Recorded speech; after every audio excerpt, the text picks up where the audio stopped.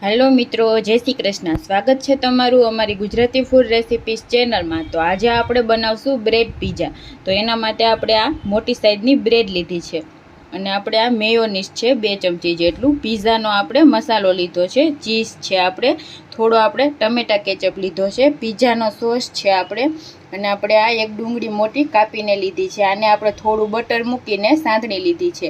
એક આપણે કેપ્સિકમ છે, એને પણ આપણે બટરમાં સાંતળીને લીધું છે. મકાઈ છે આપણે, એ આપણે બાફીને લીધી છે. એક આપણે ટમેટું છે ને બટર જોશે આપણે.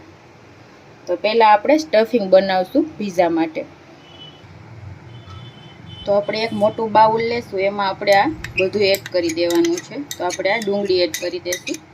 આપણે આ ડુંગળી સાંતળીને લીધી છે એટલે આની કચાશ દૂર થઈ જાય તો એકદમ સરસ ટેસ્ટી લાગે છે.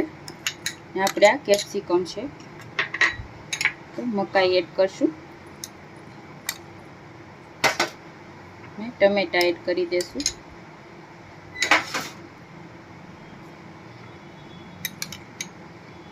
આપણે 1.5 ચમચી જેટલો ટમેટા કેચઅપ એડ કરશું. 1 ચમચી આપણે પીઝાનો મસાલો એડ કરી દેવાનો છે અને 1 ચમચી જેટલું આપણે મેયોનીઝ એડ કરશું. થોડો આપણે આ પીઝાનો મસાલો છે એ આપણે આમાં એડ કરી દઈશું. હવે આપણે આ બધું મિક્સ કરી લઈશું.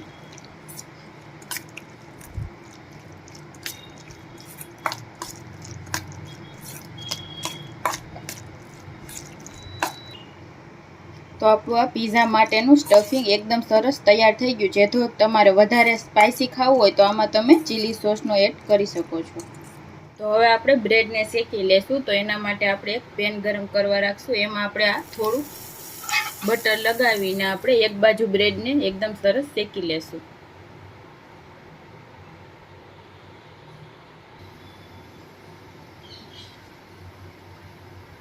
આપણે એકદમ સરસ આને શેકાવા દઈશું.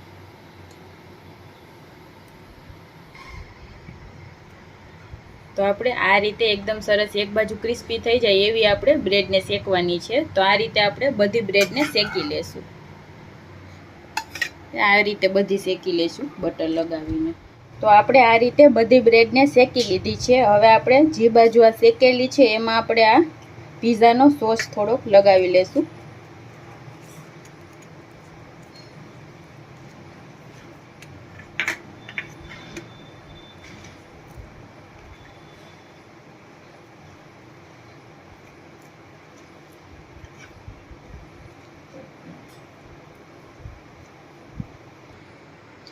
હવે આપણે એમાં પહેલાં થોડું ચીઝ ખમણી લેશું.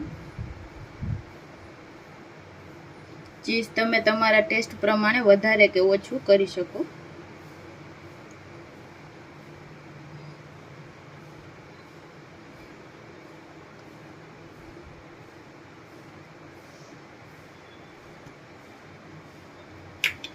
હવે આપણે આ સ્ટફિંગ છે એ આપણે આમાં રાખીશું.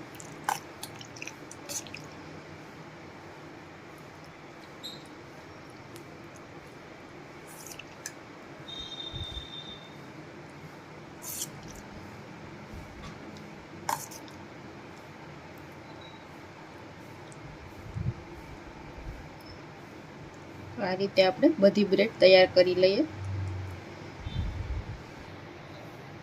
તો આપણું સ્ટફિંગ એકદમ સરસ પથરાઈ ગયું છે. હવે આપણે એમાં ઉપરથી ફરીથી આપણે એમાં ચીઝ ખમણી લેશું.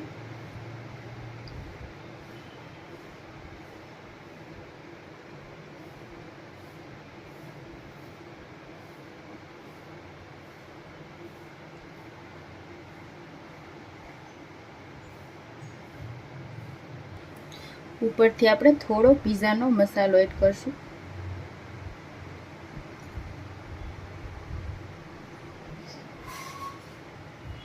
તો આપણે હવે ફરીથી એ જ પેનમાં થોડું બટર મૂકીને આપણે આ પીઝાને આમાં જ આપણે શેકી લેવાના છે. થોડું આપણે બટર એડ કરીને આ મૂકી દેવાના છે આ રીતે, ને આપણે આને ઢાંકીને એકદમ સરસ પાકવા દેશું. 2-3 મિનિટ થઈ ગઈ છે તો આપણે આને ખોલીને જોઈ લેશું.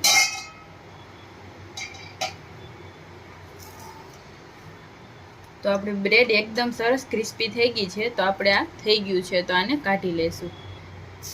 તો આપણે એ રીતે બીજી બ્રેડને પણ શેકી લેશું. તો આ રીતે આપણે બધી બ્રેડ તૈયાર કરી લેશું. તો આપણા પિઝા એકદમ સરસ તૈયાર થઈ ગયા છે. તો એક આપણે કાપીને જોઈએ. એકદમ સરસ ક્રિસ્પી બન્યા છે.